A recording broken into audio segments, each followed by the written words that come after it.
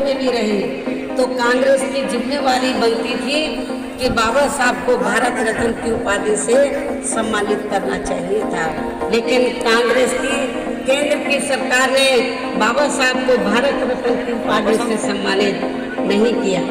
और नतीजा क्या हुआ, हमारे लोग इसके लिए काफ़ी संघर्ष करते रहे, लेकिन सफलता नहीं मिली, क्योंकि कांग्रेस पार्टी नहीं चाहती थी कि दलितों को और खासकर बाबा साहब को ये सम्मान मिले।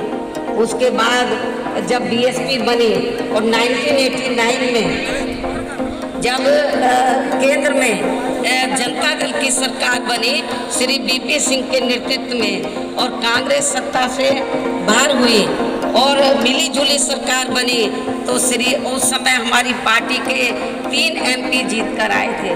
मैं खुद भी जीत कर आई थी 1989 में। तो अब मैं आप लोगों का और ज़्यादा समय न लेते हुए अब मैं मान्यवर श्री कांशीराम जी की प्रतिमा पर अपने श्रद्धा सुमन अर्पित करती हूँ तथा मेरे बाद यह भारी संख्या में आए पार्टी के लोग भी खासकर कोरोना नियमों का पालन करते हुए पूर्व की तरह ही पूरे अनुशासित तरीके से इनको अपने श्रद्धा सुमन अर्पित करके तब फिर अपने अपने जिलों में सावधानी पूर्वक वापिस चले जाएंगे और फिर ये लोग पार्टी के आज घोषित किए गए कार्य में पूरे जी जान से जुट जाएंगे। इस उम्मीद के साथ ही अब मैं आप लोगों से यही रजा लेती हूँ। जय भीम।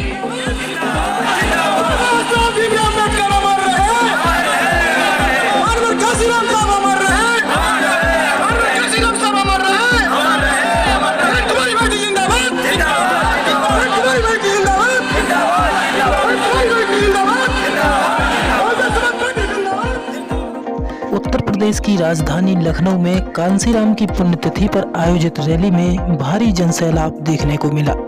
जनसैलाब इतना कि लखनऊ के कई इलाकों में सब कुछ नीला दिखाई दिया। बसपा संस्थापक कांसीराम की पुण्यतिथि पर आयोजित रैली में बसपा सुप्रीमो मायावती ने कहा कि इस बार प्रदेश में बसपा की सरकार बनने जा रही है। जो लोग कह रहे थे कि बसपा पिक्चर में नहीं है, वो इस भीड़ को देख लें और अनुमान लगा लें। उन्होंने कहा कि पर्दे के पीछे काम कर रहे छोटे दलों तथा विपक्षियों के हथकंडे से सावधान रहना है। बसपा की सरकार आने पर केंद्र और राज्य सरकार की योजनाओं को बदले की भावना से बंद नहीं किया जाएगा, बल्कि इन्हें पूरा करेंगे। वे शनिवार को कांसीराम की पुण्यतिथि पर लखनऊ में आयोजित रैली को संबोधित कर रही थीं। कांसीराम स्मारक स्थल पर हुए कार्यक्रम में उन्होंने सपा पर निशाना साधते हुए कहा कि एक ऐसी पार्टी है जो स्वार्थी और टिकटार्थियों को शामिल कर अपना कुनबा बढ़ा रही है। मायावती ने कहा कि चुनावी सर्वे पर भरोसा मत करना, इसमें बसपा को कमजोर दिखाया जा रहा है, लेकिन आज की भीड़ पूरी स्थिति स्पष्ट कर रही है। मायावती ने कहा कि अब आंदोलित किसानों पर जुल्म की अति हो गई है। लखीमपुर खीरी इसका प्रत्यक्ष उदाहरण है। उन्होंने कांग्रेस और भाजपा दोनों पर निशाना साधते हुए कहा कि कोरोना काल में यूपी के मजदूर दूसरे प्रदेशों से घर लौटने को मजबूर हुए, लेकिन दोनों दलों ने इनके लिए कोई व्यवस्था नहीं की। केजरीवाल ने भी मजदूरों के लिए कोई इंतजाम नहीं किया। अब बिजली, पानी और बेरोजगारी भत्ते की बात कहकर यूपी में पांव जमाने की कोशिश में है। कांग्रेस, ओवैसी की पार्टी और शिवसेना जैसी पार्टियां हवाई दावे कर रही हैं, पर जनता इनके बहकावे में नहीं आने वाली है। साथ ही बसपा सुप्रीमो ने कहा कि चुनाव होने तक 6 माह पहले से किसी भी चुनावी सर्वे पर रोक लगाने की चुनाव आयोग से मांग करेंगी। उन्होंने केंद्र सरकार से स्वर्गीय कांसीराम को भारत रत्न देने की मांग की। उन्होंने ऐलान किया कि 21 अक्टूबर को प्रदेश के प्रत्येक विधानसभा क्षेत्र में चुनावी अभियान शुरू होगा। उन्होंने कहा कि सरकार बनी तो दूसरी सरकारों की योजनाओं का नाम नहीं बदला जाएगा।